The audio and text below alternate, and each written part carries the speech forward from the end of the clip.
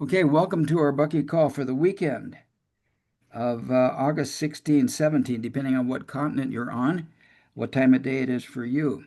We're into Amy Edmondson's A Fuller Explanation, and we're getting a fuller explanation. And we're going to begin tonight. I have it pulled up on a PDF, and I know exactly where we are. Um, It's look like we're starting on Cosmic Hierarchy of Nuclear Event Patternings on page 175. So that's where we're going to begin today. So anyway, glad everybody's here. Manu, glad you're here. Good to see you, my friend. Richard, how are you feeling? And oh, I should probably say I've heard from Joe. He's feeling ill.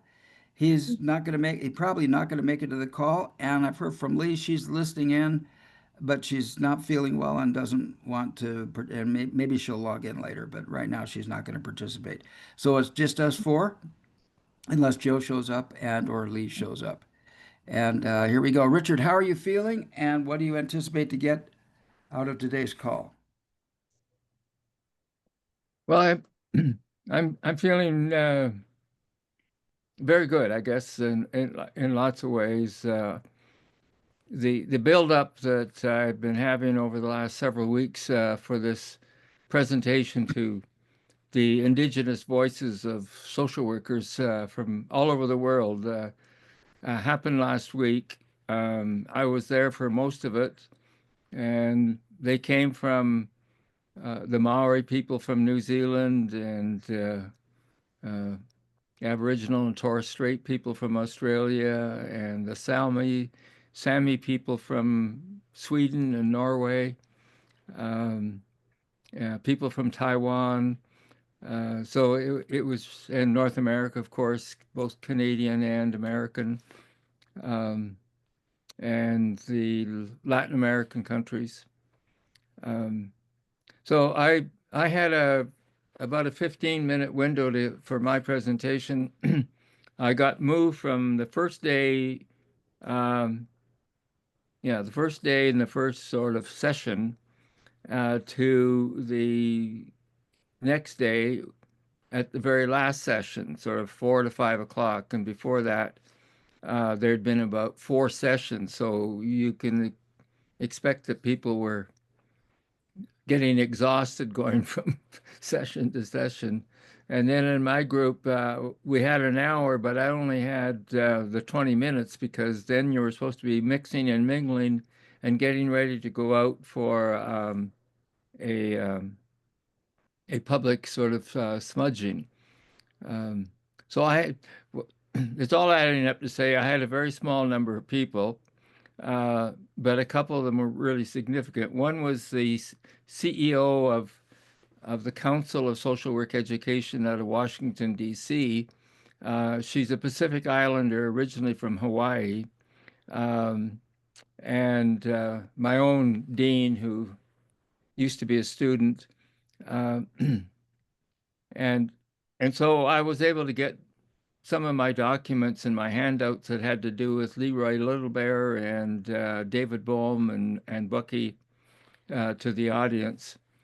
But the next day, I went to a workshop from First Nations person from Buffalo, New York, who was the head of an indigenous commission at the International Federation of Social Workers, and so I was participating in that session, and I wanted to meet her because I'd talked to her before about uh, organizing an event. Um, but as we were in the last half of it, somebody said to me, no, they actually said to somebody in the table where I was sitting that, did you know that Leroy Little Bear was outside in the foyer? And I leaned over and I said, what did you say? Did you say Leroy Little Bear? And she said, yeah, he's right out there with his wife. Well, I beat it out there. And I ended up having 20 minutes with him unimpeded by anybody. Nobody was there, and introduced myself. And I spent 20 minutes with him talking about Fuller and David Bohm and David Pete and absolutely thrilled to be able to have that kind of conversation. So it was one of these another serendipitous. Like I had no idea why he'd showed up for that conference, other than I discovered he had some kind of advisory capacity and nothing formal, but he was just there. So anyway, it was a wonderful wrap up of the conference, and a connection with somebody that I've been following and reading. I've been following him when he presents at the Perry Center in Italy, and to have a one-on-one conversation with him with no one else around trying to interrupt. It was um, yeah, it was a walk in the woods, I'll tell you, in terms of the experience. So Anne, how are you feeling, and what? And so I'm just constantly wanting to get more and more out of our readings. And the one thing that was really interesting is that most of the presentations would make reference to circle, the importance of circle in some form or another. And then one session we got into a discussion around this whole idea of how do you bring the Western world and the indigenous world together in a way that works for both. Um, and no sooner did that discussion start to kind of unfold, um, you had the resistors, uh, the the skeptics who were basically saying, "Yeah, we'd like to do this, but the colonial sort of history we've experienced says it's going to be another trick. We're going to get duped into thinking it's integration, and we're going to be taken over." And so you had some arguing, what about a parallel? Why can't we be parallel? We'll have ours, you have yours, and which I understand why that's important, and it's also um, problematic in the sense that it maintains the silo effect. But so the challenge is still out there to bring Bohmian dialogue, to bring Bucky's holistic systems into a dialogue that allows those who have been colonized, if you want, to feel that this is new, this is different, this is going to be an honest sharing and working together, stewardship, if you want, of the living earth and the place that we've been uh, provided to live out our short lives. So, Diane, how are you feeling, and what's your takeaway, expected takeaway? Okay. Last week, I think I left off, talking about the, how to get this down to children, right? Yeah. Yes. And I actually immediately after that, I took down notes because there are, okay, how to get information like multiplying by dividing, IVM, zero phase, PSU, phi, and I mean, students learn pi, but they don't learn phi. Okay, and this phi, the golden ratio, is critical, right, to the way the world works, the shape of space. So that was what was running through my head, And then towards the end, there is an example. Actually, there is something that is out there that we're doing. We brought in under Montessori system, and we are actually teaching children, even at 4, 5, actually 5 and 6 years old. We're already introducing them to the math where, when they do skip counting, they're actually doing multiplication. They're also doing division, and then on top of that, and then you can add in, we also do distance, area, volume, right, with them, because if you can skip count, you can calculate, you can count, right? You count lines, squares, and boxes, cubes, for instance. So they came up with a way, and it's the same way when we do multiplication, division, addition, subtraction. The way they lay the foundation, it is the same addition and multiplication and division for fractions. because when students are taught in primary school how to do the multiplication and division, there is a formula that you follow, but the formula doesn't fit into the whole numbers, the way you do multiplication and division for whole numbers. So, and on top of that, once you can do the multiplication and division, you can literally introduce factorization, to children as young as even 5, 6 years old. So our students, primary 1, primary 2, they already have access to all that. So when I start looking at that, I say, oh, wow, we do have that. So it actually takes people who are well-versed in the math and the sciences, the scientific world, the math, and whatever information you have there, to go backwards to actually create. Currently, the problem is that people create from beginning, right? So kindergarten teachers are creating what they think math is, what they think the foundation of math should be or science should be, and then they go from there. So, and it's like you're trying to dig a tunnel and starting on both ends, right? Okay, and then as you dig across like that, and you just miss it, and so you get 2 tunnels for the price of 1. So it doesn't add. It's like on two different tracks completely, right? Or even just off the left field that you can't even, you're not even going in the same direction.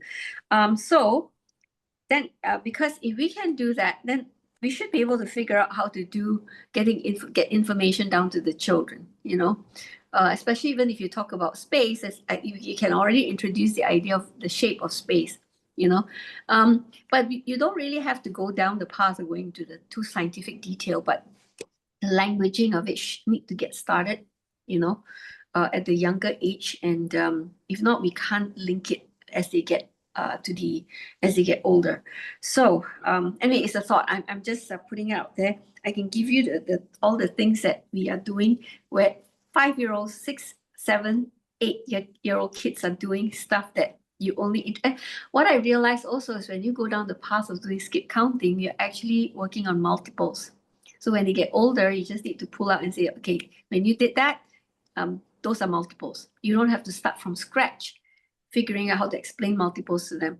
And I really, well, anyway, it's something that is pretty exciting for me now to know that we are using a system that's allowing that. So we should be able to create more of such systems, to start to adjust how the children are learning when they are young.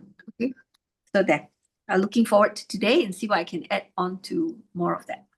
Manu, how do you feel, and what do you expect to take away? Hi, Joe.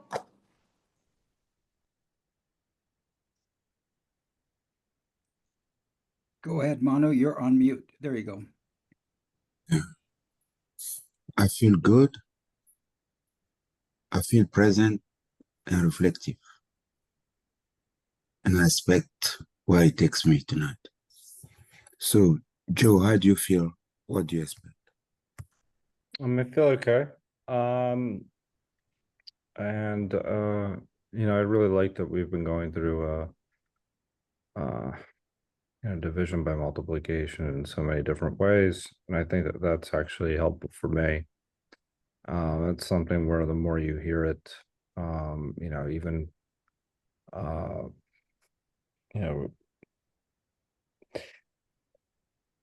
even if it's just not like directly out of synergetics, this has really been helpful for me. So in any case, yeah. So Steve, how do you feel? What do you take away from today? Is everybody gone?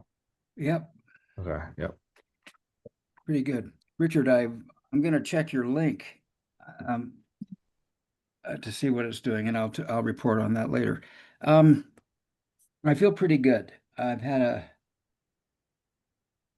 a long week and a long day. I have a grandson who's leaving tomorrow to go to college and live in a dorm. He's a freshman at a college, and his brother is 12 years old and goes to a bilingual school, French and English.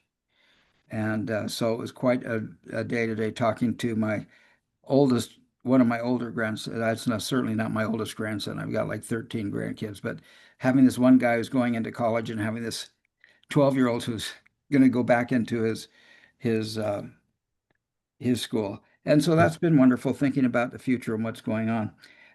My 9-year-old had this toy, or my 12-year-old grandson had this toy. I don't know if you guys have seen this, but this is a Yeah. really spectacular toy. It's really cool. And if you crash it down, and this is a torus, or the I like to think of it as the hop vibration. And if you put it on your arm, it'll kind of roll down and roll up the arm. And as it rolls, it's a perfect example of precession because everything is going every which way all at once. And so anyway, I had a great time with my 12-year-old grandson with this toy today. That was really cool. So I'm looking forward to this. The breeding is kind of frustrating me because I seem to get the section, but I'm not sure I get how the sections connect. So I'm going to be patient and watch that unfold for me. I'm doing what I can to understand this book as clearly as possible. And tonight we're starting on Cosmic Hierarchy of Nuclear Event Patternings. So I'm looking forward to that. And I'm fairly complete. I'm glad everybody's here. And I'm ready to roll. I've got the book here. And we'll start. Any other comments or questions before we start the reading? Well, just We're on just page- one, just one What's that? thing. Just one thing. I saw a diagram today that was showing the great circles. Yeah. And I saw it in a way that I've never seen it before because the way it was displayed, I could see these circles, and then I could see the way the intersection at on the edges formed a tetrahedron in the middle. And then a little bit further, it said that it was actually a picture of the vector equilibrium, and it showed that this was a truncated version of what I'd just seen. And I finally sort of understood, graphically anyway, how the great circles and the inside tetrahedron can be truncated on the ends, and you have your vector equilibrium. Cool. Did you ever find your that really one cool Jane 108? No, I can't find it right now. So I've looked and I keep track of things and I look at my YouTube history. I've checked the Jane 108's site, and it was he just really showed how the tetrahedron converted to a cube just like that using half of an octahedron. And it was just really a practical application. And if you ever find that, every once in a while these prizes. Any other comments or questions before we start a reading? well, since we started earlier on talking a little bit about the spirits, that's Yes. maybe what happened to it. The spirit said that it's not time for It's everybody not to time. Yeah. And this one, just a heads up, just in case. I just remembered that I haven't slept the whole night. It's just one of those days where I just cannot sleep, right? So in case you see me drop out, it could be, or if I'm yawning, right? It's nothing to do with our discussion or whatever we're doing. Or if I drop out, if it hits me, then I will just, get off the call and see if I can catch maybe an hour or two. So there, heads up. Really cool. Carry on. I'm done. Yeah. All right, I've got this link in my phone now, and I'm gonna test it, see if it goes someplace. Richard put a link in the chat. Learning Spatial Geometry, a 3D craft book for children. It wouldn't load into my computer, Richard, and it's not loading into my phone either. And it could be my internet over here. Yeah, it says this site can't be reached, which is what my computer said also. So please double check that link and update it. Everything okay with Lee? Just out of curiosity. Say what? Is everything okay with Lee? Yeah, she's feeling a little ill. She's off to the side. She may join in, but she's listening in. Okay. And she may fall asleep too. We don't know what's going on with her. Thank you for asking. Okay, that let me whoa. The link is working for you. I'm going to pin you up here. Um, and Richard, you're now pinned, so oh wow. Okay, hit that start button again. And then Potter's deskmate learned 3D visualization since preschool. No wonder his spatial reasoning is so sharp. A triangular prism unfolds into 5 surfaces. A cone combines a sector and a circle. This pop-up geometry books clever mechanisms. Make elementary math concepts interactive and fun. Kids pull tabs to visualize abstract theories, turning complex ideas into tangible examples. No more rote memorization. Wow. More mindless practice drills. Essential geometry lessons become effortless learning through play. Well, wow. thank you for that. Yeah. Hey, forward that off of your phone. Send it over to me off your phone, and then I'll put it in the chat because it didn't want to and that's cool. That's the kind of stuff I like to give my grandkids. Okay, any other comments or questions? All right, I'm going to go for the screen share. And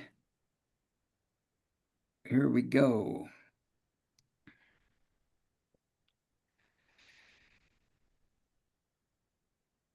So we're on page 176. And let's see if I can maintain the, yeah, it's going to be, okay, let's see if I can maintain that equilibrium on this puppy. Oh, and I didn't hear a new term.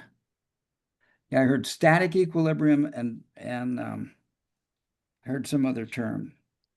And I made a note of it, but there we go. Okay, who wants to read tonight? I can go ahead and get us started. Cosmic hierarchy of nuclear event patternings. The cosmic hierarchy is comprised of the tetrahedron's intertransformable interrelationships, 100.403b. Fuller's curious description is now clear, for we have become familiar with most of these intertransformable relationships and how they fit into the IBM context, as well as with the simple operations that transform one shape into another.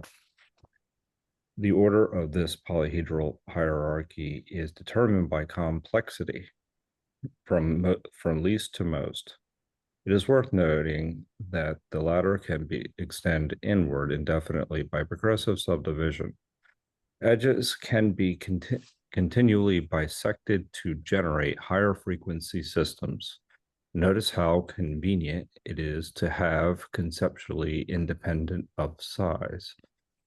We do not have to specify the size of the initial tetrahedron for Fuller's use of frequency to designate length provides a means to specify the system's geometric characteristics precisely.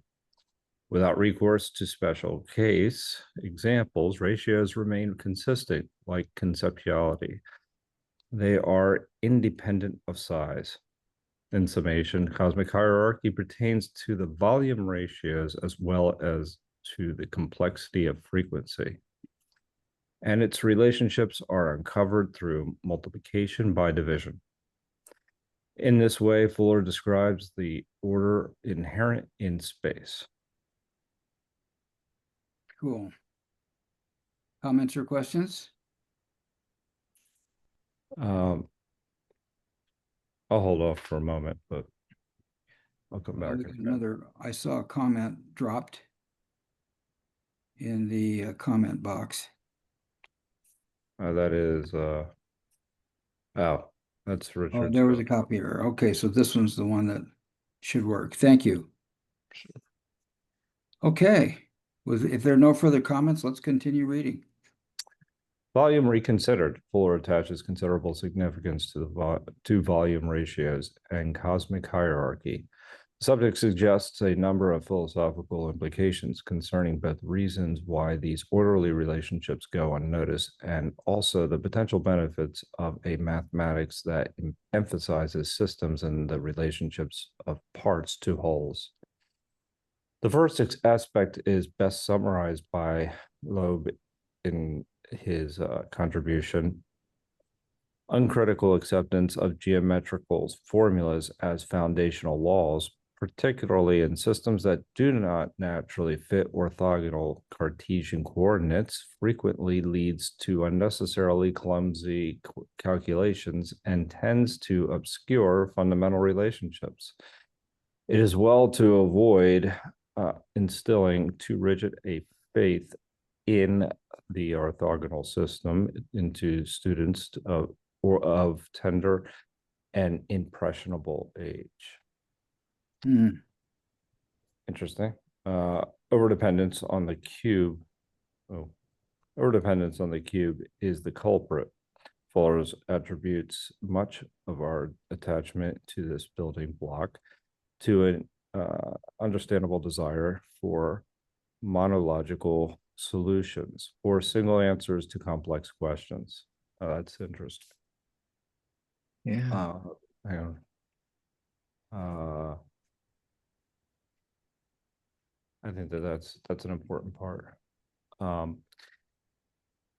Blissfully unaware of the inherent complementarity of universe, he cautions humanity naturally sought one building block with which to understand space, a single unit to be the basis of all mathematics.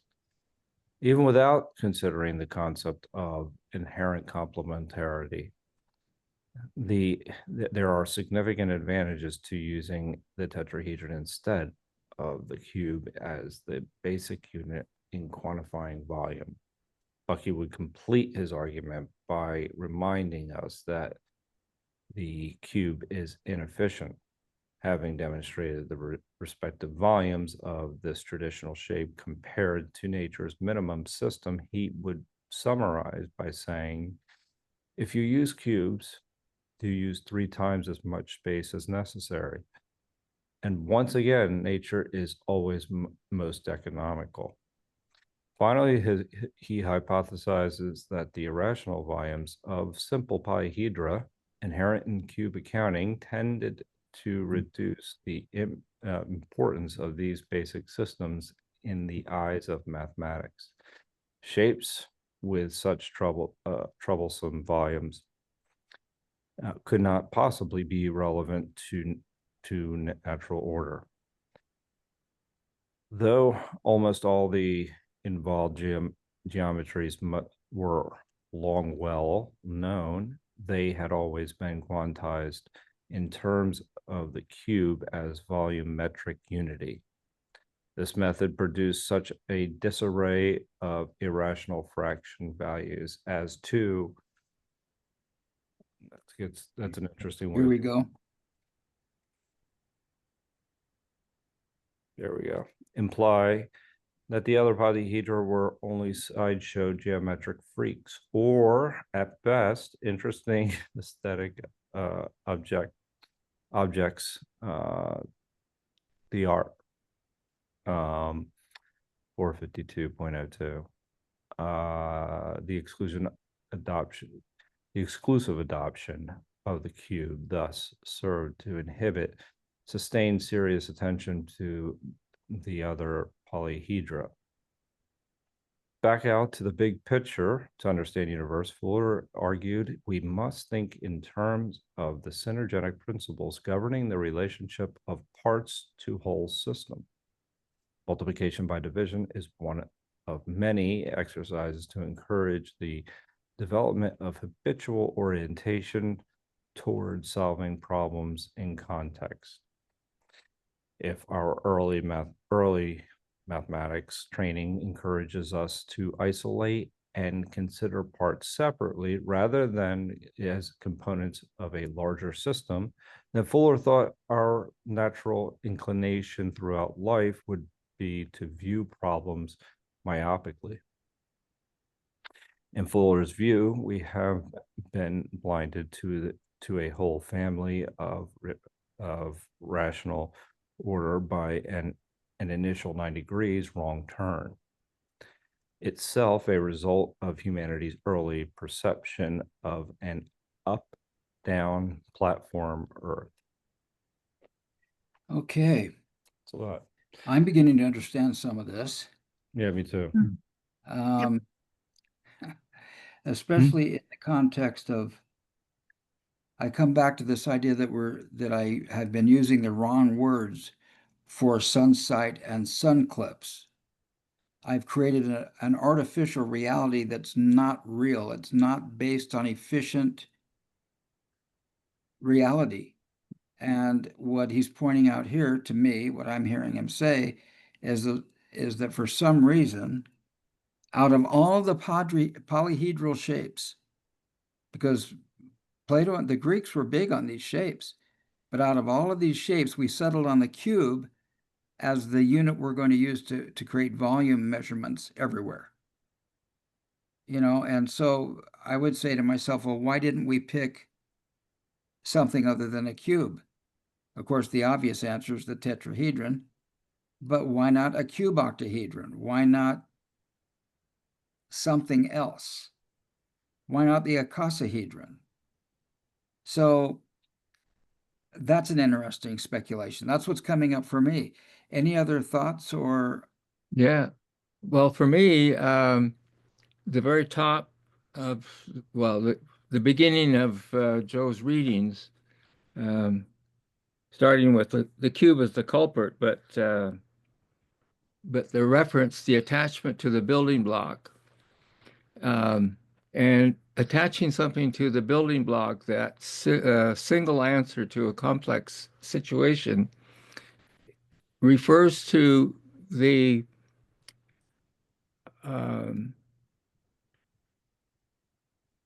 common usage of the term solidarity.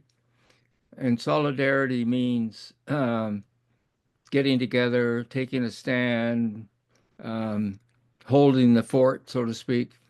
And I've been trying to argue, and this is what I was presenting at this conference, that continuing to think of solidarity as the symbol for being together and holding your ground is tying us back to that kind of science that says there is a building block, there is a single answer to a complex question if we just keep looking for it. And what I've been gathering over my readings over the years is that each time the building block sort of searchers think they are close, it's like the approaching horizon, then it goes away from them. And all they can see is patterns and interconnections or entanglements and relationships. And yet we don't stop looking for the building block answer. So it's almost like, when are we going to grow out of that kind of search, as you say, and move away from maybe it's the cubicle sort of grounding that we've had, and into something else that allows us then to stop looking for a single answer to a complex situation and stop calling togetherness as solidarity and start calling it togetherness in the web of relationship kind of sense of the word.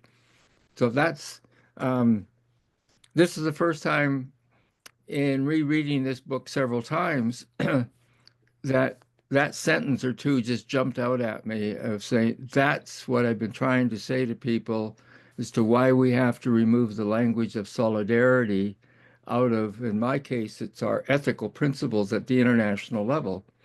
And if we can't get rid of it or shrink it, it'll keep dragging everybody back into the kind of science that they're wanting to have less of. Not get rid of, but just have less of. Yeah. So What was your proposed word? Solidarity to? well, I used a phrase of like a web of interrelationships or a web of patterns. Um, it's not one word, which poses a problem because people like one word symbols. But it takes you away from the idea that there is this building block single answer if we just look deep enough or hard enough or long enough. I agree with you. I think the word solidarity implies a closure of something. And I heard you use a word, not web of interrelationship, but you used some other word that I thought was really a good, Well, better. I just use the word togetherness. That's Oh a yeah, single word. togetherness. Yeah, togetherness is a good word. Yeah, Yeah. I mean, maybe inclusion. Yeah, anything other than solidarity, because Right, exactly. solidarity drags us back to the kind of understanding that we're trying to get out of, and I think Right. Fuller is trying to get us to move beyond that. There's something very rigid in the idea of solidarity. Right. Very rigid. It's like there's one modality. And some of these other words, inclusion, togetherness.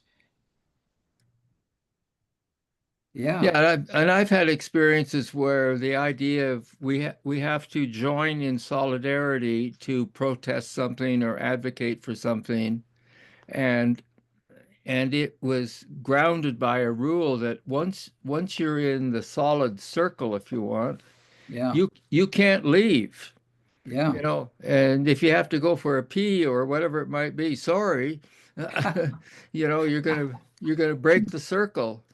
Uh, and as you say, it just sounds like it's closure, it's solid, it doesn't allow any flow, Yeah. any real flexibility in the act of standing together against something or for something.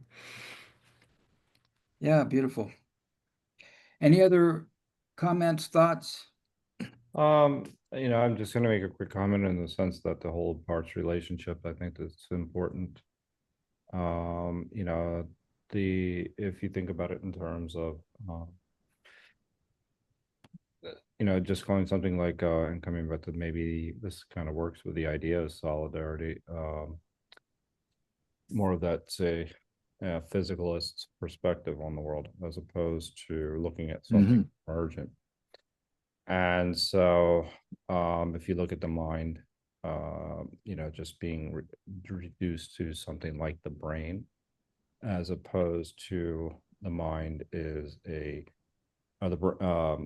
mind is a byproduct of physical processes Mm. in the brain, and so.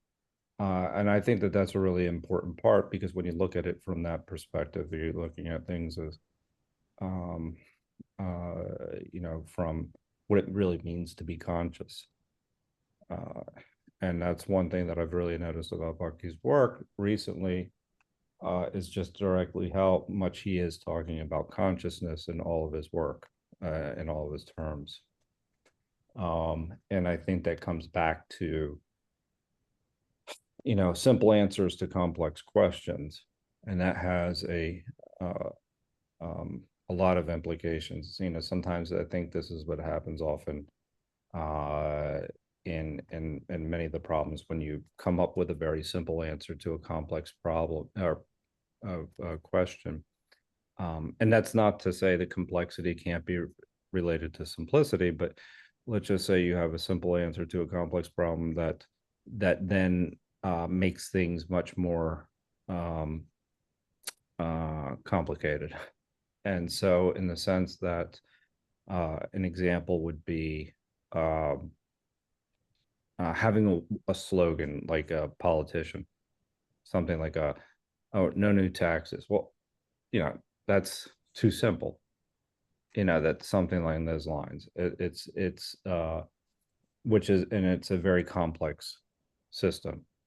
And so when you come up with those kind of simple answers, they can actually cause all kinds of problems, because then people think it's just reducible to that one particular point. Not totally dissimilar to, what I was saying when you're not looking at something as emergent, you're looking at it just reducible to to a particular, kind of material. I think looking at things kind of emergently is obviously something that is really important, obviously, if you're going to really understand Bucky's concept. And I think that whole to parts to whole relationship really calls attention to that, what Amy was just writing about. Cool. Anybody else? I have a couple things ringing in my head here. And Richard, let me see if I can get this up on the thing here. But as this whole idea of looking for another word other than solidarity, this really lives for me in a major way. And in fact, the opening sentence here of our reading today kind of proposes a solution to the problem. Wow, that went. Hang on, I got to try and do this in a way that creates some. Wow. Okay. Okay, there we go. Oh my gosh, that jumped ahead. Boy, Mother told me there'd be days like this. Okay, good. Okay, we're finally in control. Here's this one. The cosmic hierarchy is comprised of the tetrahedrons intertransformable interrelationships. There's a better word than solidarity. But I can just see me standing in front of a group of people, inviting them to the intertransformable interrelationships. But that's really what, when we stand together, if we're not ready to have intertransformable interrelationships, we're not growing. When we solidified, we become petrified in too many cases. That's a good point. And it is a good word. I'm sorry. Were you? Yeah. Well, that's why I brought it up. I thought, gee, there's the answer right there. And then further in the reading, on the next page, this is pretty profound. Uncritical acceptance. This reminds me of Manu's brain right here, because Manu didn't start with geometric formulas. They threw him in a room and said, here, draw stuff and play with lines. Uncritical acceptance of geometrical formulas as fundamental laws, particularly in systems that do not naturally fit orthogonal Cartesian coordinates, frequently leads to unnecessary clumsy calculations and tends to obscure fundamental relationships. Wow. And of course, this is the line for Anne. It is well to avoid instilling too rigid a faith in the orthogonal system into students of tender and impressionable age. I hope Anne captures that. That's on page 177. That's pretty important. Mm-hmm. And finally, the thing that really got me here is that if I use cubes, I use 3 times as much space as necessary. Yeah. I mean and I don't remember what page it was on, but when when Amy first talks about her multiplication by division, and she throws up and compares. Now I'm in 3D. It's even back further. It's like on page, yeah. It's squaring and triangling. That's right, squaring and triangling. And when I saw that diagram, that blew my mind, because if I started computing volume by triangles on a 2D plane, it was really obvious that squares take up a lot more space a lot faster than triangles do. And I don't have as many radii, and they're more stable. It's back on page, I'm getting pretty close to it here. Wow, it's clear back there. And I've maintained it, an awareness of it all this time. I feel quite flattered myself here. It was before the cheese conversation.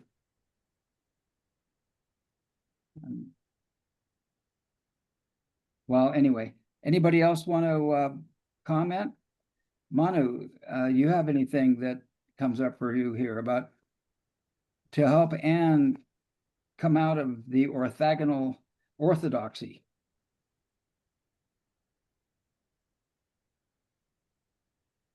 Okay, no comments? Yeah, he's well, on mute. You're on I mute. just invited you, Manu, to share, but you're on mute there. So if you want to go to the diagram, you go back to figure 2.1 and 2.2.2, which is all the way back to the chapter second 2. chapter, huh? Yeah. Yeah, there it is. It's on page 25. And go Right. ahead, Manu, share. I'm going to pin you up here. I can't hear you though. No, I want you to take a picture of this. Okay. I'm doing what I can to, oh, there we go. All right, I haven't. Okay, move it a little closer, please. All right, good. I think I have it. Yeah, and I've got page 25. That's where those Can original drawings were. Can you Hang hold on that one up second, again? and I'll share this, Manu. Can you hold that up again? I'm gonna show it on screen. Ah. Okay, there we go. Now I've just got to find my share button.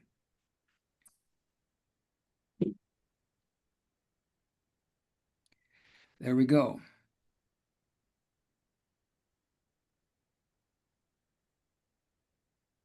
Okay, I'm going to tighten it up a little bit and then make it bigger.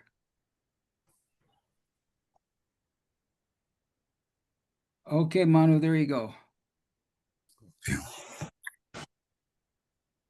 It is a story of a flat land and the fence. When we emerged from the cave, we saw a flat land. We occupied the land. The land is like a rectangle, it's like a square, it's like anything. But we are two. We want to split the land. What we know, the first ratio that we know, that we perceive, is the ratio of what I get equal what you get, divide by 2. And we divide it by 2, 180 degrees, something flat. So we erect a fence.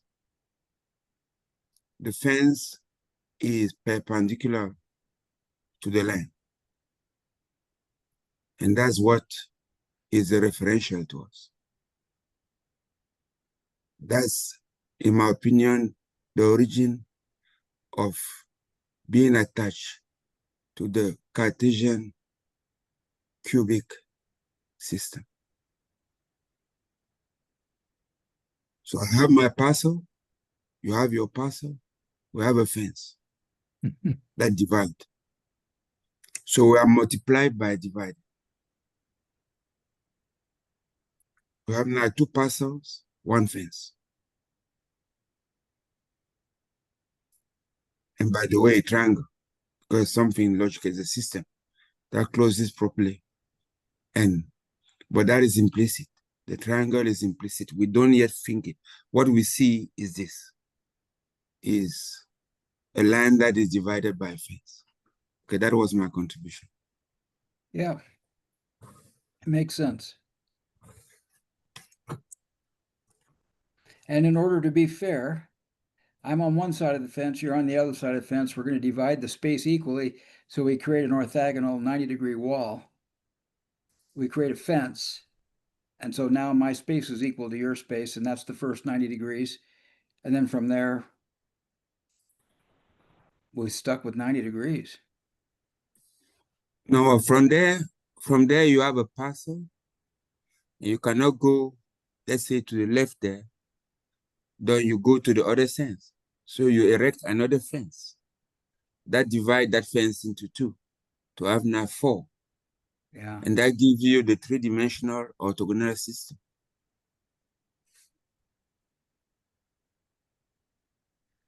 Yeah. And notice that the division, only two divisions that you needed to get to the orthogonal system, or two derivations. The first fence and the second fence. That is orthogonal to the first fence. What's this word right here? Parcel. It's like parcel. You know, when you Oh, parcel. Parcel Yeah, of parcel. ground. Yeah, like Got parcel. it. Parcel of ground. Yeah.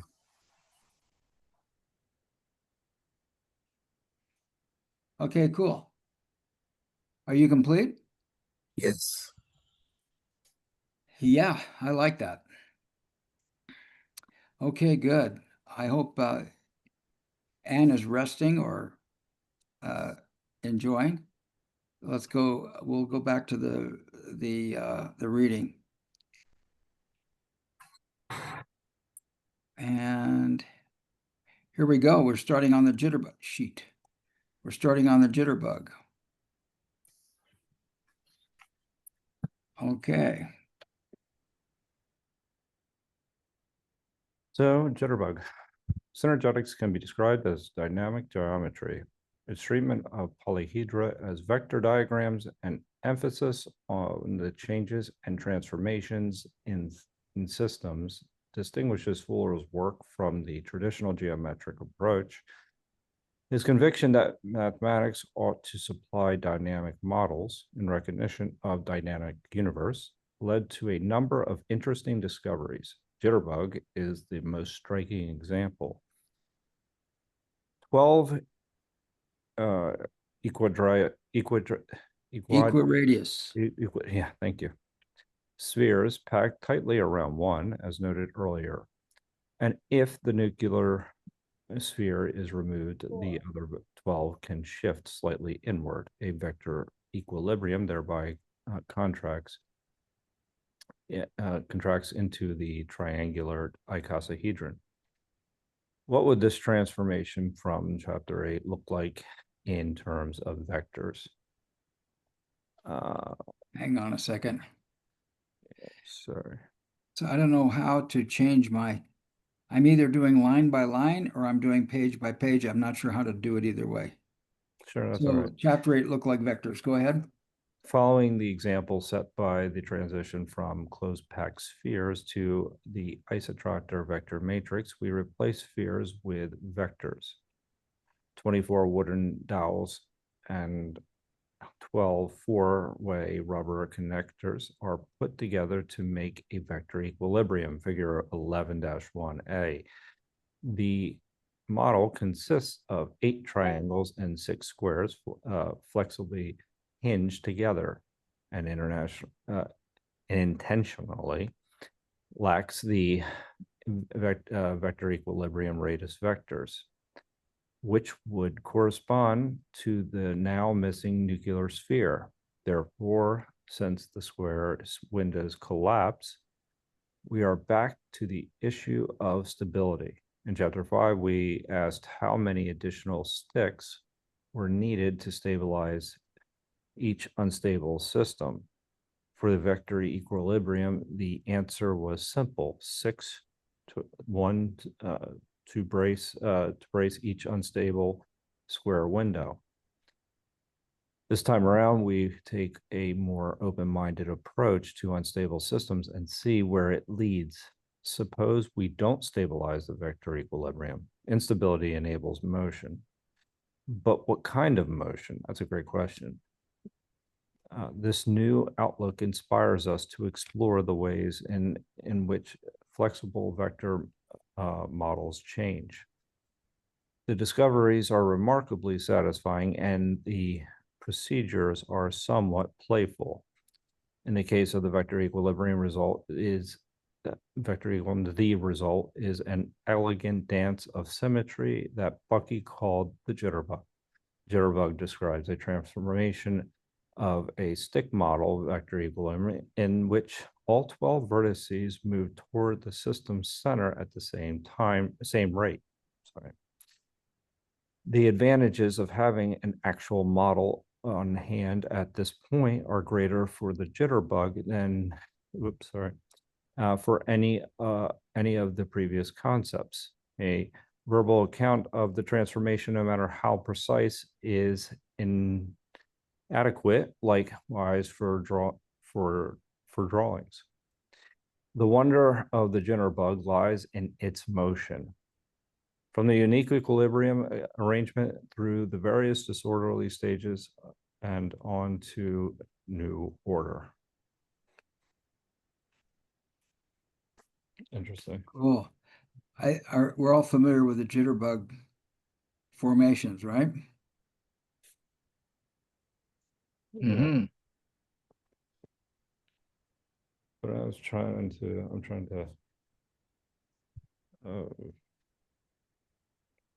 figure out. Well, it's fascinating though to capture the ease with which you can sort of explain how many sticks are missing to give it its stability, and the answer being 6 to stabilize each of the 6 squares. I never had that clear in my head until just now. Hmm.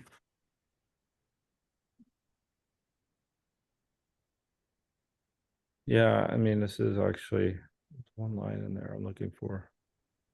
Yes, for additional is needed to stabilize.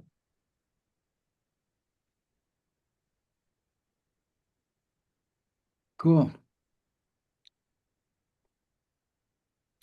I'll have to come back to it. I had a thought that was going through my head with one.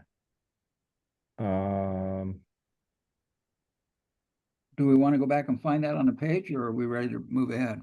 No, we can move ahead because I'm looking at it. Actually, Manu, go ahead. Manu.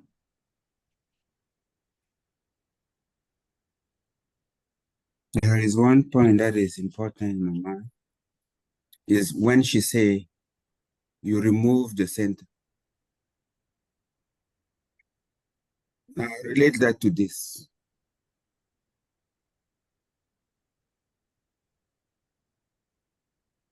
The centers here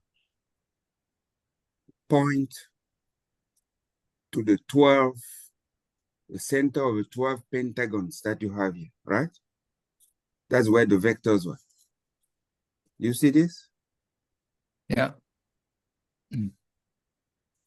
There are 12 pentagons here.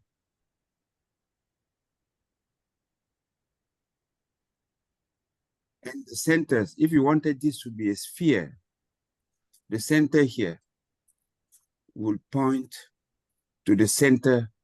All vectors will come at the center of each of the pentagons, right? Let me remove the right. Will come at the center of a pentagon. When you remove that, what happened to the pentagon?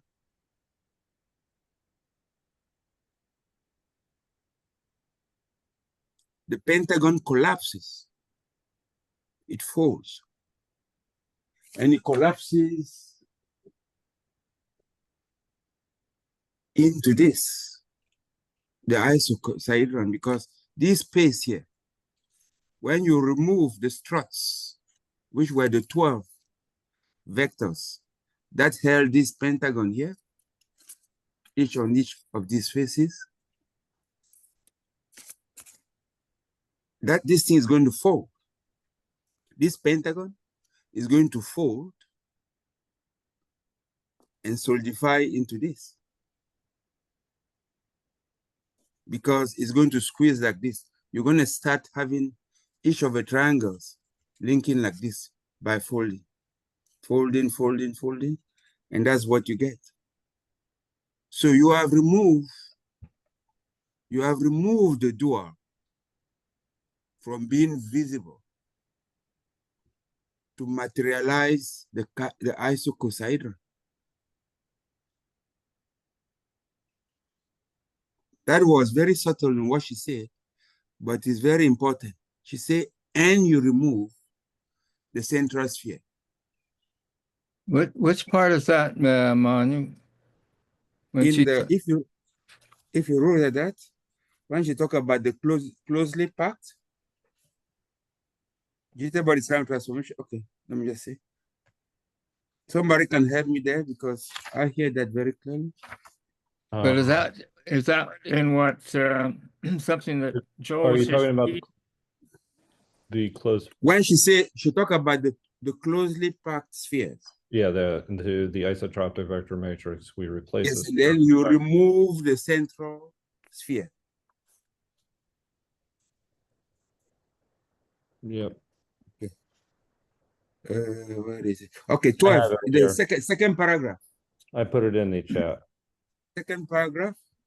You see 12 equiradius sphere packed tightly around one. As noted earlier, if the nuclear sphere is removed, I don't know if anybody, if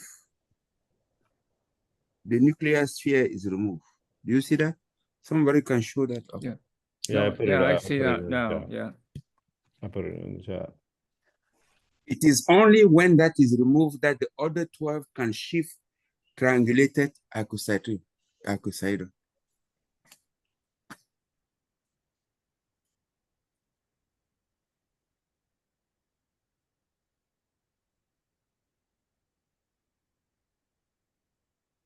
This is what's I've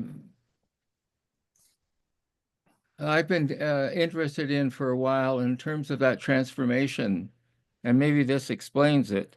That when you move the center, as Manu was talking about, then that vector equilibrium, like we're starting with a vector equilibrium, and we move the center, and then it moves into the triangulated icosahedron. And then, as I understand it, when the torque occurs, the torque takes it down into an octahedron, and then it can open out into a tetrahedron, and it can be folded all the way down to a stable triangle. Mm-hmm. But it is every time taking out, that is for taking out the dual part that causes a fold. Yeah. Right? It's like removing air, removing energy from the system. It collapses and collapses and collapses. Well, that's what gives it the motion. If you take the stability out of the squares, take those 6 edges out, vectors out, then you get that dynamic movement, and you get the transformability from the icosahedron to octahedron, tetrahedron down to triangle. In my opinion, it comes to what we saw a long time ago, is that the role of a square and that of a triangle. If you just stay with the fundamental, if you just completely kind of stay with the role of a triangle and downplay the square, you ossify a system. Ossify, it becomes just rigid, almost dead. Right. But the triangle, the square is there for a purpose. It's there to include flexibility of the system. Yeah. And it's always there at 90 degrees to the triangle. Yeah. Note that to get a triangle from a square, you put a strut, a rigid strut, on the diagonal. Right. To get the triangle. And once you do that, that is bonding. You create now a liquid. You went from gas to liquid. It is now, it's a pumping system because you create a double bond. So the system has to do this. Fold and unfold, fold and unfold. It creates the stability of a bird flying. If you close the whole bird, you just fall down. Gravity. If you allow it, the wings to do this, it creates a dynamic stability. That system is stable. It's not as stable as the bird that just fall on the ground, but it is stable. It is dynamically stable. Now, what I do when I started developing a model of how people work together, I actually use the gaseous connection, single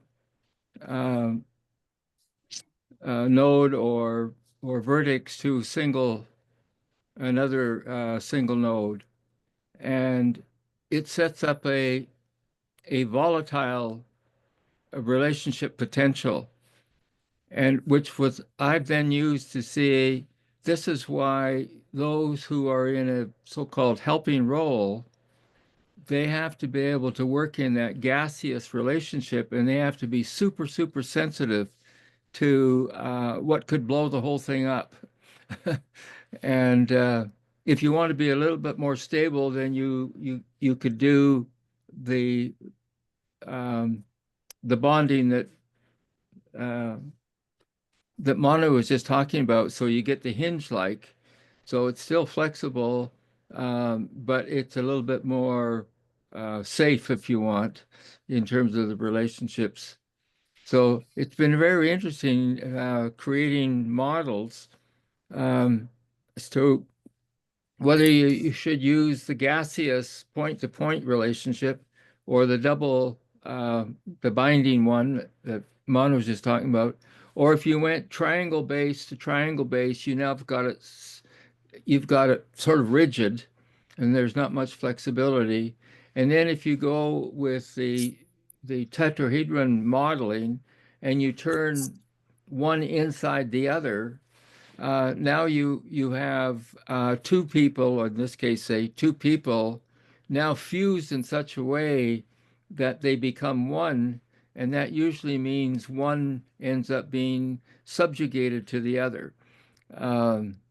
And so you want to pull it out so that, and that's where I got my H relationship issue from, so that you keep the independence, the connection, and you keep it as flexible and mobile as you can, and still allow the freedom of the so-called independent person. So it's very complicated for or complex maybe for students who are sitting in a social environment kind of class to begin to see the parallel with um, the geometric models and the kind of connections that Manu was just talking about in terms of the gaseous to the double to the diamond-like or rock-like, solid-like, and then the actual infusion in such a way that you take away the autonomy of one over the other.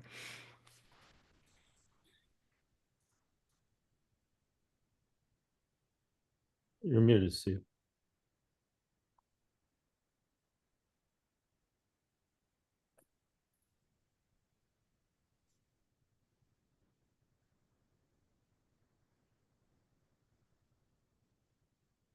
Yeah.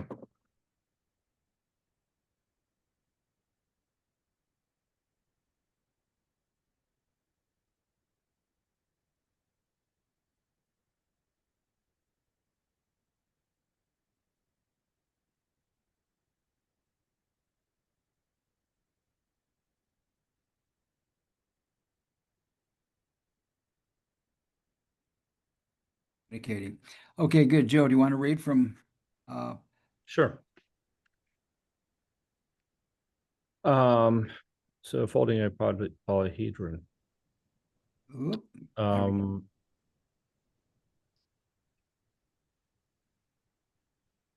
Yeah, let me just yeah. it's right there. Yep. Okay. The model fascinates because so much seems to be happening at once. The vector equilibrium starting point looks simple enough. Unstable is if left to its own devices. The vector equilibrium, that's the VE in this case, must be deliberately held open with one triangle flat against a tabletop and two hands holding the opposite top triangle. Notice that the two triangles point in opposite directions together, forming a six-pointed star if you peer into the system from above. Figure 11-A. Now, Yeah. simply, do you have a comment? Was that? No, I'm just saying yes. Now simply lower the top triangle toward its opposite triangle, i.e. toward the table, without allowing either one to rotate. The first surprise is that the equator seems to be twisting despite your careful avoidance of rotation. If you pull the triangle back out and try it again, you will see that this equatorial twist can go in either direction. In fact, the system can oscillate back and forth, going through the 0 point or equilibrium every time. Secondly, although you are only pushing on one direction, forcing the triangle toward the table, the entire system contracts symmetrically like a round balloon, slowly deflating. Apparently, the effects of your unidirectional force are omnidirectional. You can see and feel that although you push and pull along a single line, the contraction and expansion are both uniformly spherical.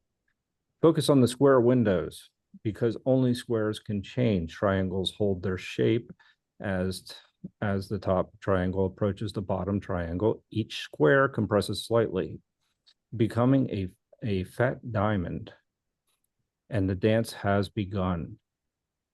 The radius of the system is now slightly shorter than the length of its 24 edges. Vector equilibrium no longer.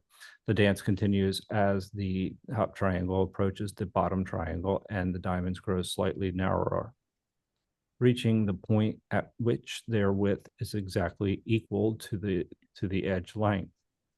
The vector equilibrium has thus turned into an icosahedron, at least the shape of an icosahedron. But we don't stop to add the 6 extra sticks across the diamond windows to complete the picture. For that would turn our jitterbug into a stable structure. Interesting. So it's no longer that dynamic relationship. Instead, keep going.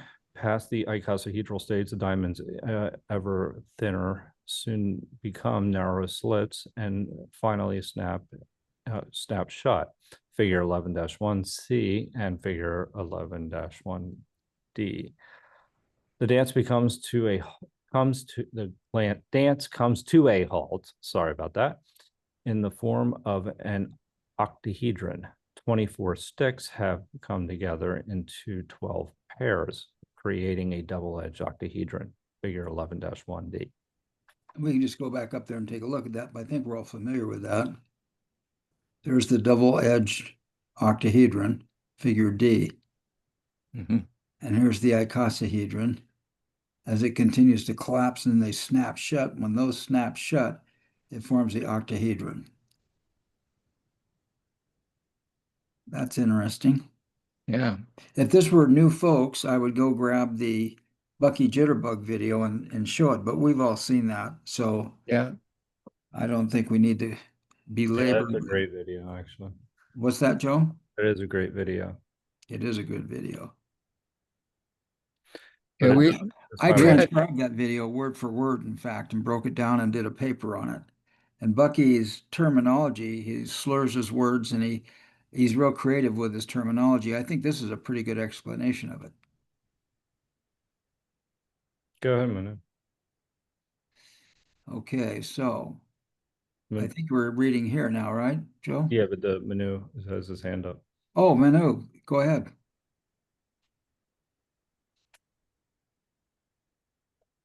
unmute and go for it, Manu. Okay.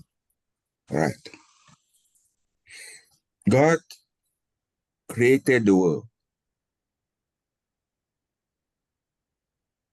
and has, in order to act on the world, sees two vertices, two particular vertices, or two particular part of, that's called poles, the two. You are holding those poles, and notice that the fact that you hold the poles immediately lead to the concept of the equator. The fact that I choose this and that, you see this surface here and that one, that I choose it immediately from duality or from whatever, and this has to be external. The poles are chosen externally. It's a choice of the otherness onto your system. So once that is chosen, here, if I choose this face opposed to that one, to hold it, to torque my system, what happens is that this contour here completely becomes naturally the equator. And I press, and I press, and I press. This radius here is compacting, and that one is expanding. But because these things are fixed here, the reaction to that is that this equator turns, it spins. The result of a pressure on the final system, this results in a spinning of this. Because this end here is going to collapse onto the other, because one single bond. It's free, there's very little resistance to it moving. So it starts collapsing. And as she writes there, you realize that it is collapsing like this. This radius here, progressively, is smaller than that one. Yeah. That's why, even you take our Earth, you see that the radius of Earth at the equator is larger than that on the pole. I hope we all are familiar to that. Yeah. When the Earth is spinning, it is flattening. Our radius, if you measure the radius, if you go to Mexico, for example, from Mexico to the center of the Earth, it is bigger than from the North Pole to the center of the Earth. That flattening happens. And that is, again, coming back to Euler's identity. A system must have an externality that makes a choice. That externality, a system must have an externality that makes the choice, that chooses the poles. That chooses where the system, remember that the poles are intended to determine the direction. That's why everything is vectorial. The pole determines our destiny, where we are going to. It's not just a scalar, that is a field. Yeah, it is something, a system is destined for something. What I want to point here is that is natural. And it came from that identity. It didn't say a theorem of Euler. It is just an identity that you observe, that verify every system. It's a general law. And that Euler stuff, and Berkey said in his book somewhere, is actual fact duality. Euler identity is a duality, is equivalent in demonstrating duality.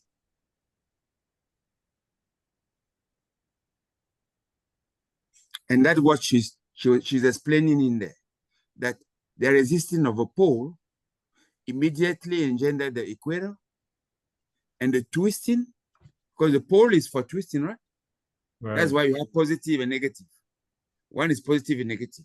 So in twisting the poles, the whole thing flattens. And we see it in what you call the spiral. It is a spiral motion. It flattens and it collapses into discrete, stable states. The first of which is the icosahedron. Then you continue. So you vanquish the forces that held the icosahedron stable, that you have increased the torque. It collapses down to the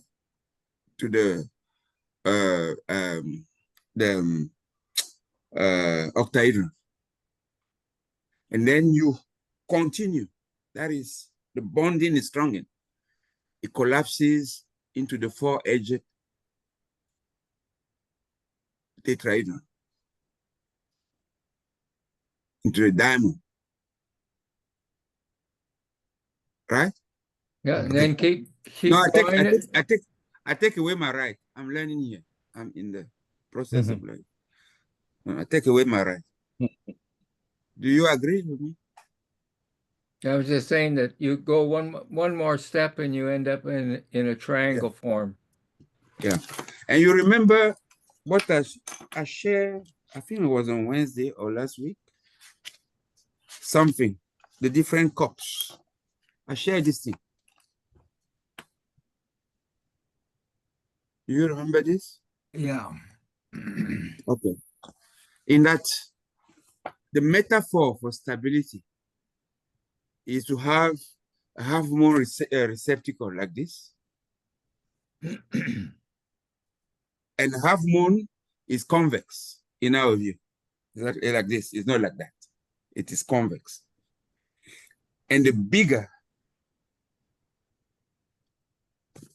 the sphere, the small sphere at the trough of that half-moon thing can sustain a long pendulum, the more stable it is in terms of stability. It was just a way of illustrating it. That is to say, in order to get to the diamond, the external force that has to fuse all of these things has to be to the power of 4 stronger than that required to get into the icosahedron. Square, to compact everything. And then nature does that pulsatively. Goes in and out, in and out, in and out. Okay, that was my contribution. That's Cool. a big contribution. And I think she actually says it. You know, when I was reading, she says it. Okay. Cool. All right. Joe, you put something in the chat over here, following the example set by the transition. Where did you get that? Which one? You just The pasted one in the about chat. verbs? Yeah. Where do those words come from? Oh, that came from chat. From where? Chat GPT. Chat GBT? Yeah. Yeah. I was basically looking at it, you know, I've been thinking about it in terms of way Manu was talking about it, but it makes sense in the sense that how Bucky referred to himself as a verb. And so it turns relationship advice, Right. maps, into mechanisms you can execute and test. ChatGPT came up with that? Yeah. And the meaning's dynamic. Like, What question did you give ChatGPT? it was about the jitterbug, but it was a little bit more than that. It was more basically I was talking about it in terms of the idea of map and territory, and essentially with language, and it goes into, it was kind of quite of a extensive kind of conversation, I would say. Basically I was going into, you know, why words are maps, and what the physical model is. And basically I was linking it to what Amy was saying with the idea that how it relates to motion as meaning for experience. And so so basically that the motion is actually explaining the relationship between the points. So basically the motion is meaning as experience, like, so it's the idea of procedural truth versus propositional truth. That's what I put. So you don't know the presence of trust or courage by defining them, you know by doing them. And so that was the idea that her line was, and it kind of triggered it for me. What was it? It was the line where she says,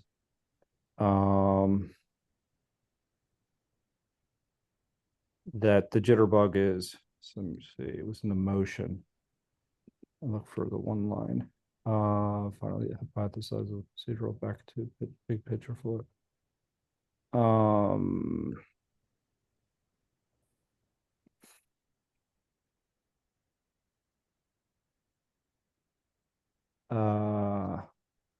A verbal account of transformation, no matter how precise, is inadequate. Likewise, oh yeah, here it is. A verbal account of the transformation, no matter how precise, is inadequate. Likewise for drawings. The wonder of the jitterbug lies in the motion, and in its motion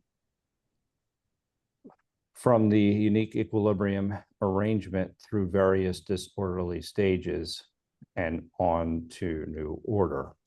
And that's essentially what the comment that I put in there actually links directly to what Richard was talking about, how relationships into mechanisms, you can like kind of essentially test and refine, and meaning that if it's a dynamic connection, exactly what I wrote, trust and identity are verbs, not nouns. It perseveres the essence of the values of the boundaries, while letting form adapt, so disorder can become new order rather than a break. And I guess where Richard, you were talking about how that hierarchical relationship is kind of imposing order as opposed to kind of discovering what order is. Yeah. Yeah, no, it's that transformational, as you say, the motion that that then occupies all of the other 6 motions. Like we end up with the expanding and the expansion, and concentration or collapse, and the in and out, the torque, the spin, and the precession. You get all 6 of them working in through the vector equilibrium, as I understand it.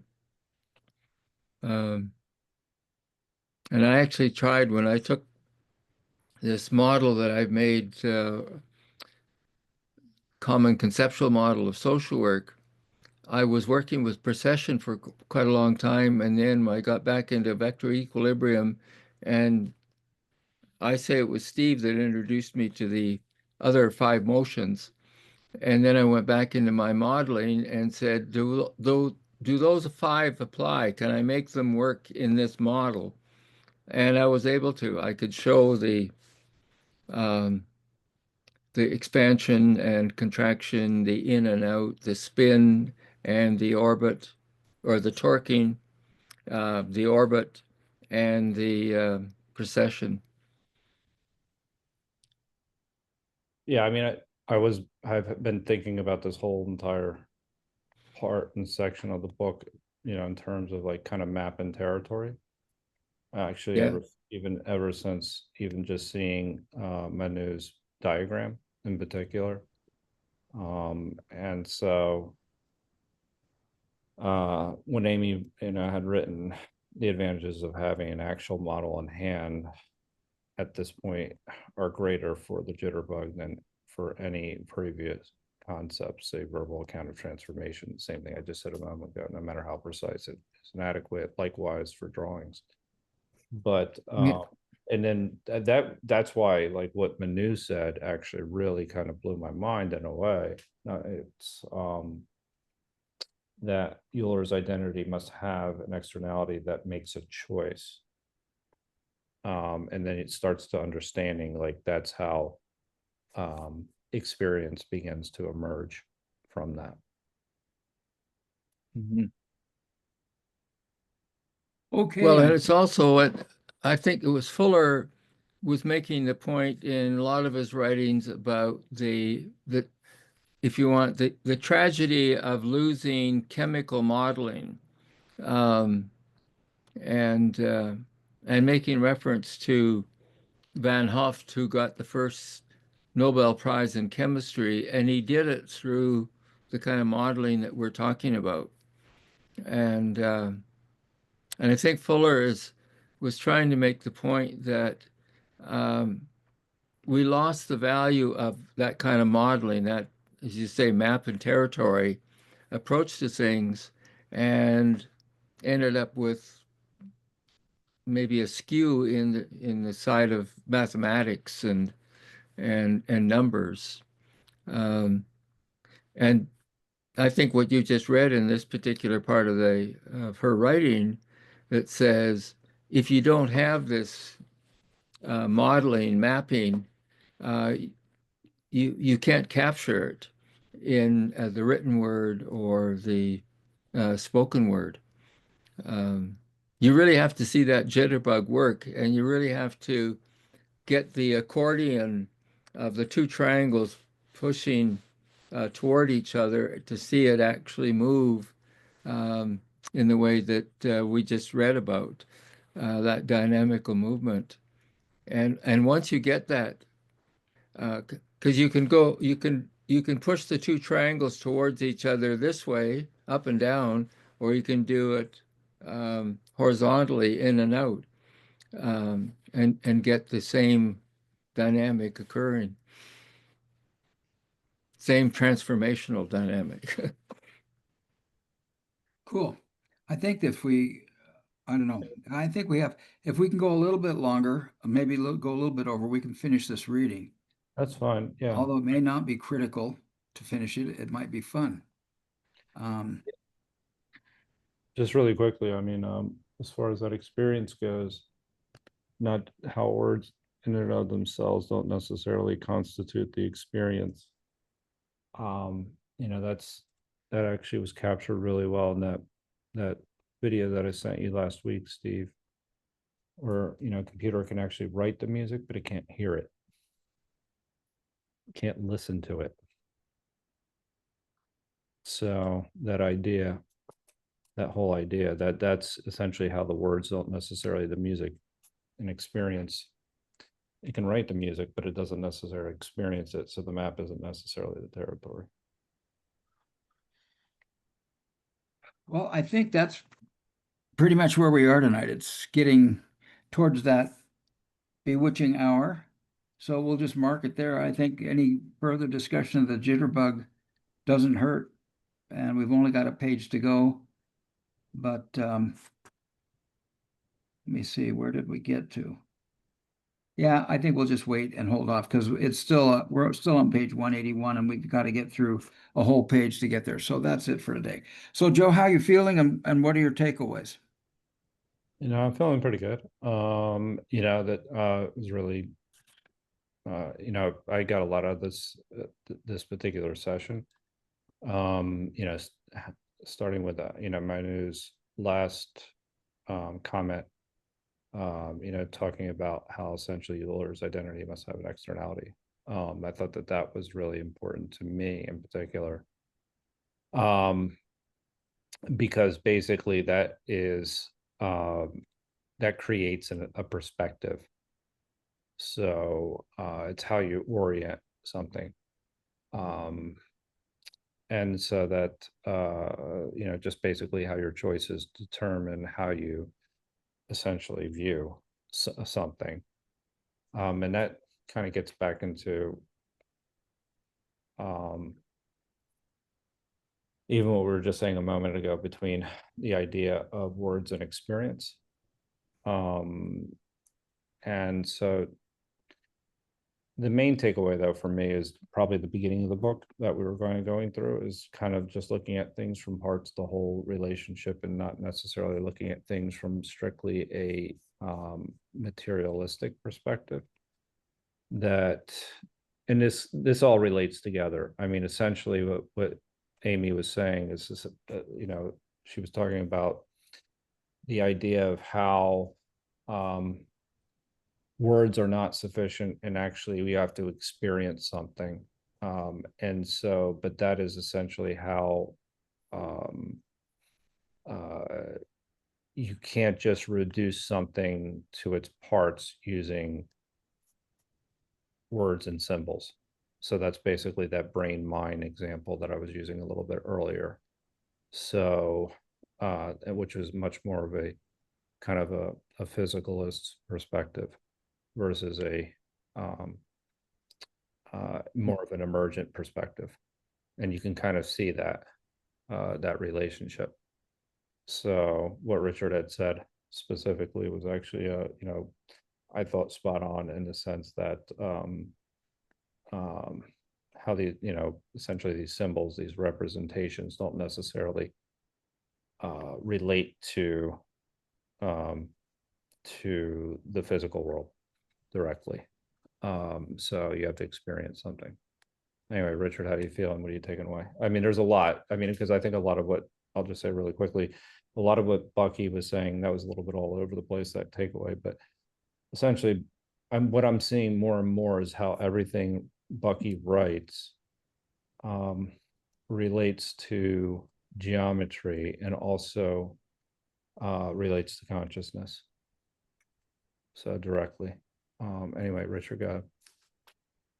How do you feel, and what do you think? Yeah, well, I'm feeling pretty good, and I think the main thing that just hit me this evening is that when I look at the first sentence in this chapter, and it says synergetics can be described as dynamical or dynamic geometry, and it just struck me that that's also what could be said about Synergetics, the book, in the cover that says Synergetics is the geometry of thinking.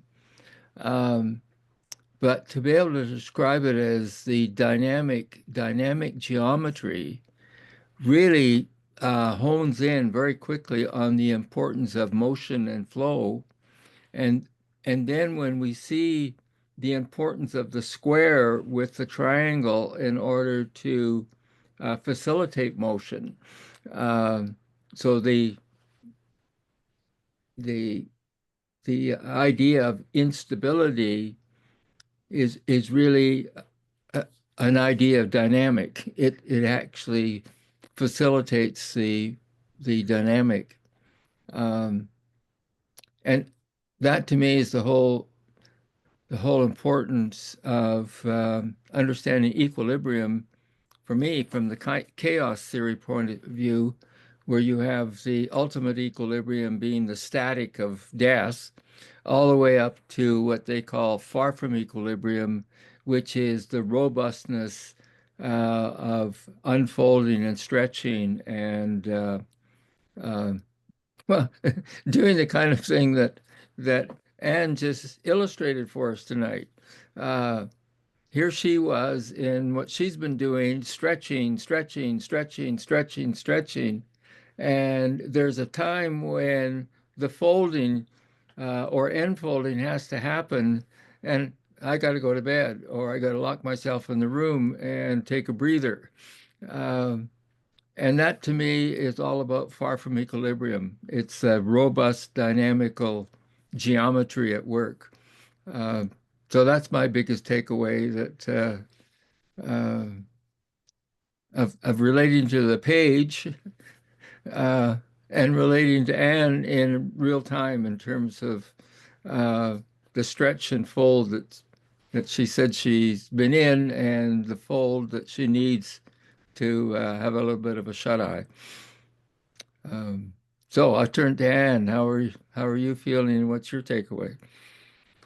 Yeah, thank you. I did have a shut eye. It's after we started, and the one thing that I got away is I got out of our meetings, yeah, and particularly today, it just struck me, is the precision of language, right? The usage of a language, and particularly because I'm more on the language side of the use of the language. So we do use language sometimes quite loosely, or even we play with it a lot, and a term or a word can be used to mean many things, and we can create our own meanings out of it as well.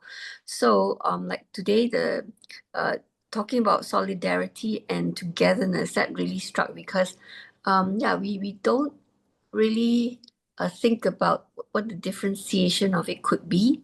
And we do a lot of this during our meetings, and I've taken a lot out of that. So thank you, everybody. And so that's a little interesting fun fact on the radii and everything. Thank you very much, Steve, for that one. So yes, that would go to Manu. How do you feel, and what is your takeaway today?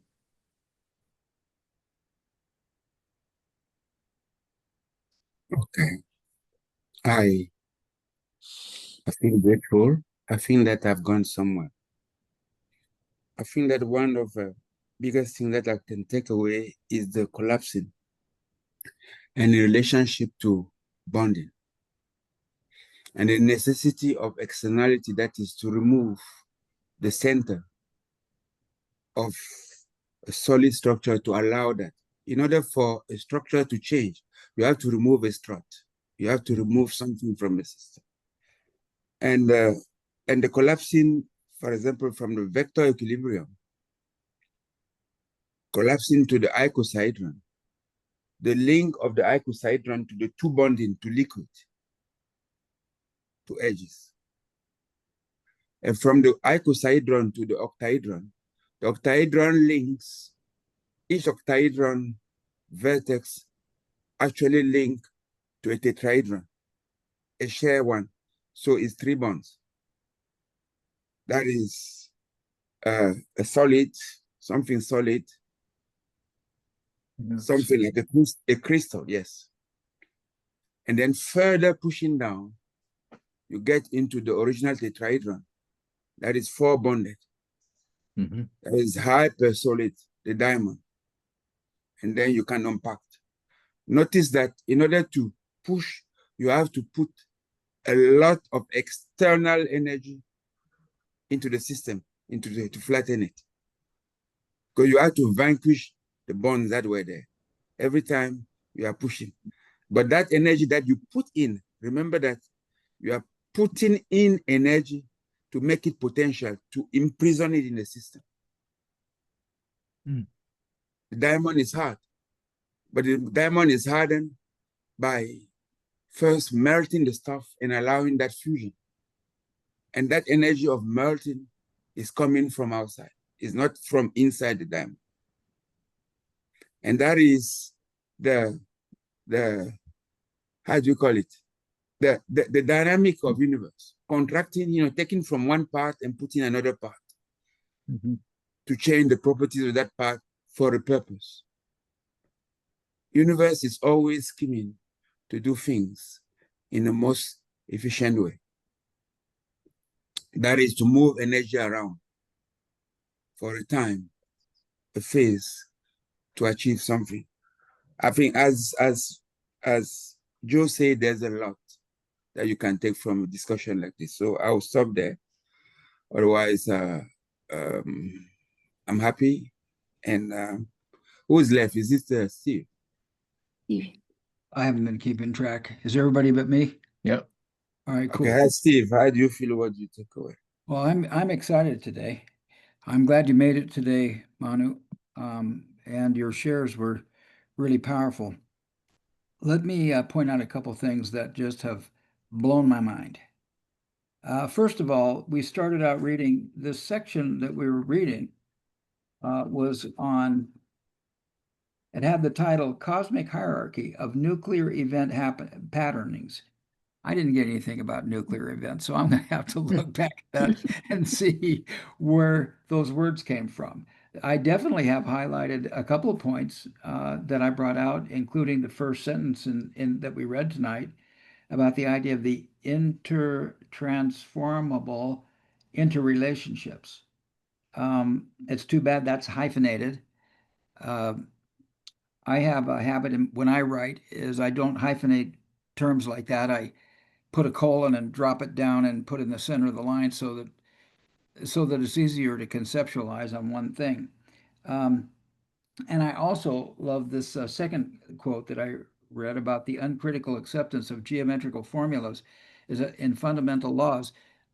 And everybody talked a little bit about, and Richard, you mentioned, because I've heard this before somewhere, is that if somehow, if I heard you properly, and this is my experience, science didn't start from a point of fluid dynamics. They started with hard structures.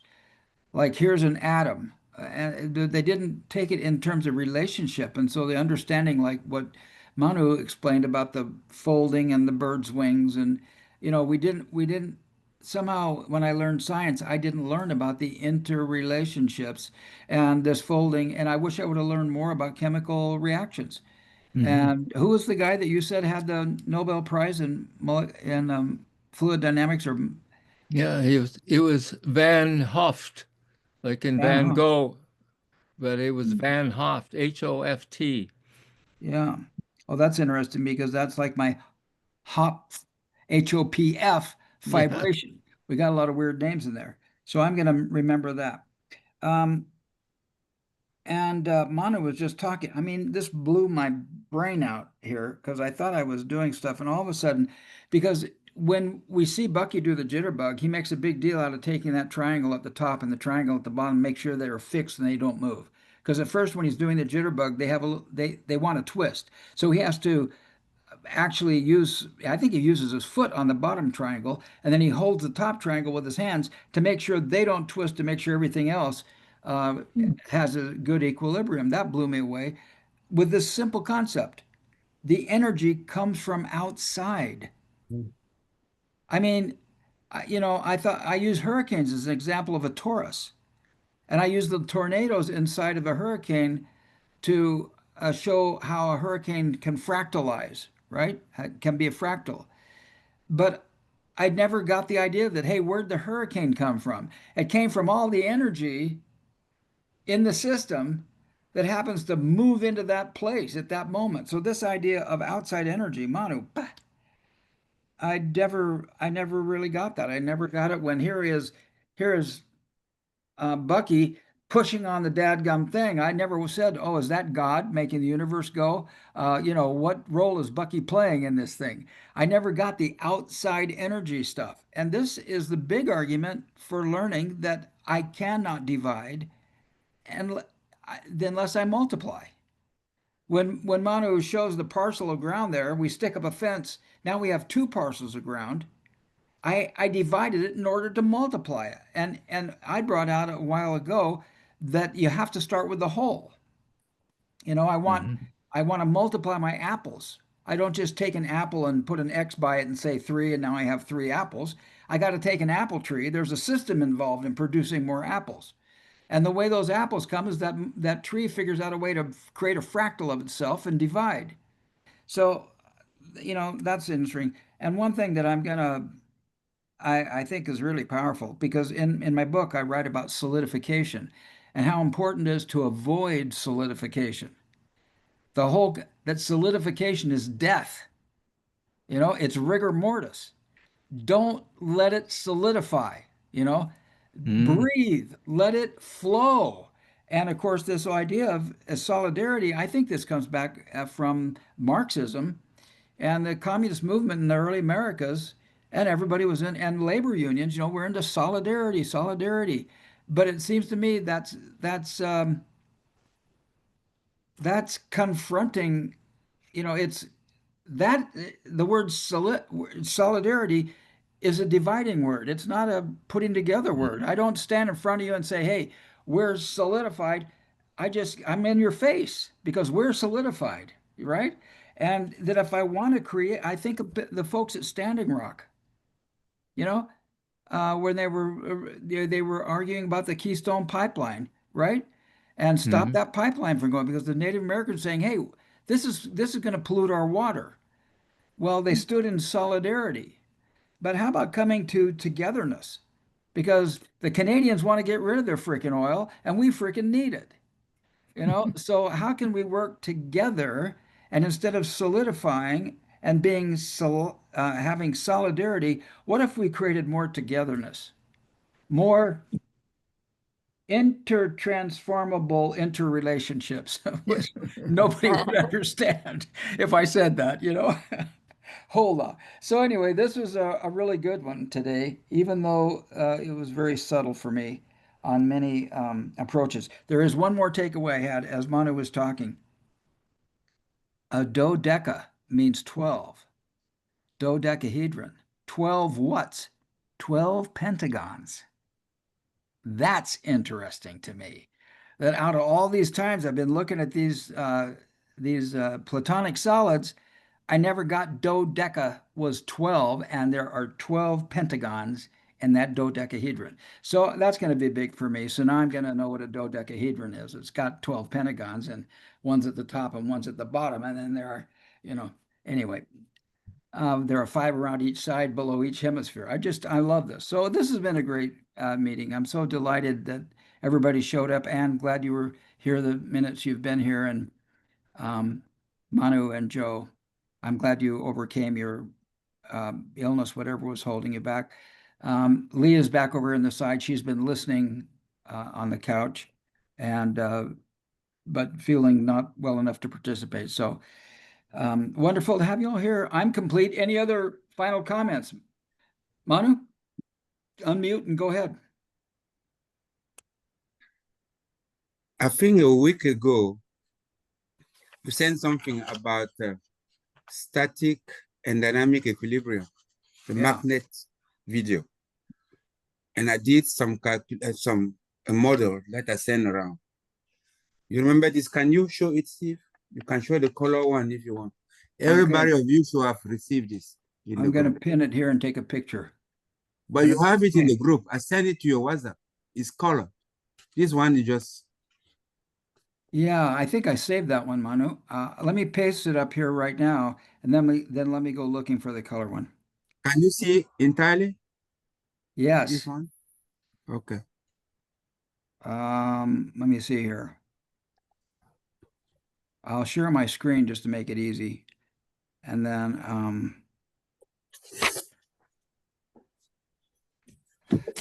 I'm going to one of these days get a computer that's got a little bit more function with it.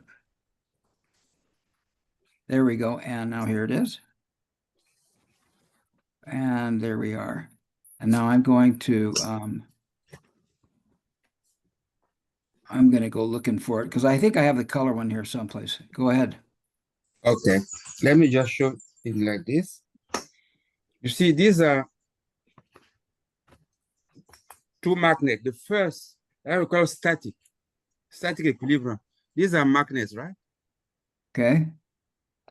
This is positive and this is positive. If I bring together, they avoid each other. You can see that. They don't come together. All right. But if I turn one, it comes. Because the plus and the minus are there. This is static equilibrium. Now, on the dynamic side of it, you start spinning. That's what the guy said. He took a drive and he started spinning it. He put one magnet at the end of a drive and start spinning. What you are doing is that this blue one, you are turning it like that. So alternatively, it comes, like it will be like this, 1 point, and then it comes that it pushes away. All right? Yeah. No, sorry, I'm taking away my right. So here, attract, here is pushing away because this one is turning, that way is turning, it's spinning fast. So this guy is going to do this. So what you have, when this guy spins, there's a notion of centrifugal forces. That when something spins, the things it's contained tend to be trying to be ejected away from it, to be pulled away. If you turn, if you take anything, any container, and you spin the container, even if one end is open, what will happen is that the liquid is going to tend to go to the, to stick to one side of it. Are we all familiar with that? That is called, because it's subjected to a force that is linked to the circular momentum. That's called the centrifugal force. It pushes out, it expands. Now, because that is charge, it is, you can see here that, that FC, centrifugal force, is going out. It is charged, one end of the magnet is charged positively and the other end is charged negatively. So what it's doing is doing this. And that force is orienting like this, going out, coming, and going out, taking, being positive and negative in regard to this one, to the fixed magnet, the magnet number 2. Now, magnet number 2 only has towards that a force, that force that was attracted to it. That is called force of magnet. That is in the axis like this. It's like a gravitation. It's coming inside like that. So when you compose now the two, you have the composition that I put there on the third diagram. You have a force that is centrifugal, and you have the force of a magnet. And the resultant is like this, and is varying in size. It's going to a maximum positive and negative. So it results in the second magnet being levitated and oscillating. Do you see what it does? The second magnet does this. It's like that. Yeah. If I turn this guy like this guy is going to do that. It's because of the composition of a force. That resultant forces changes. It goes from a maximum, then come to 0 when the two axes are aligned, and then go to the negative, and does that alternatively. So it becomes a pulsation. So this is here is a dynamic, is a case of a duality between orbiting and spinning. Orbiting and spinning. Anything that orbit like this, in relationship to another thing that exists beside it, will cause an orbit of that thing around it. And that's what I represented there in terms of the papillon or the butterfly. And then inside that butterfly, it is the magnet oxidate. That is an electric field, by the way. It is the electric field that is going in the sine to the cosine all the time, like that. And then that's what you see. That's what I try to illustrate here. Cool. So when the guys say that it is yet to be taught in school, I didn't believe that it is yet to be taught. I just say he's saying something that can be contradicted. This thing is taught in schools. Not in my school. Not in my school, Manu. Not in my school, maybe, my friend. Yeah, but you see that the fact that you have a centrifugal force that goes out radiatively like this, and then you have a linear force that is the attraction of a magnet and the repulsion of it. The composition of the two creates an electric field. Cool. I Well, think this is okay. I think this is done at school. Because when we did the experiment of electricity, we took a liquid that has what they call cation into it, and you polarize it. And then you link the two poles with a wire, and you put what you call a voltmeter or an ohm meter on those two, and then you can see, you could read electricity. That's the way it works. cool. Yeah. We'll talk about that more. Richard, did you have something you wanted to throw in there? No. Oh, you're okay. That ends we're like over the time, and so I feel like I'm breaking my ground rules here. So if there are no other comments, urgent comments, we'll see you all next week. Thank you, Bye. everyone. Thank you so much. Bye. Bye. Right.